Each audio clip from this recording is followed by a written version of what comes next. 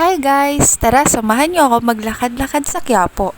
Pero bagong lahat, daan muna tayo sa simbahan para magpasalamat sa mga blessing na dumarating. Uy, more pa! At nadaanan ko din ang pinagkakaguluhan at pinipilahan na sikat na dragon fruit juice. Dito lang yan sa tapat ng simbahan ng Quiapo. At masasabi kong napakasulit at masarap. Napaka-refreshing, perfect sa mainit na panahon. So tara, itry nyo din! Next spot natin guys, itong masarap at napakasulit at unlimited na kainan. Dito lang to malapit sa Quinta Market, tapat lang ng BDO.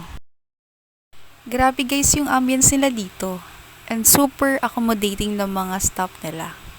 Ito yung in-order namin, the best guys yung food nila. Legit na napakasarap at sulit pa.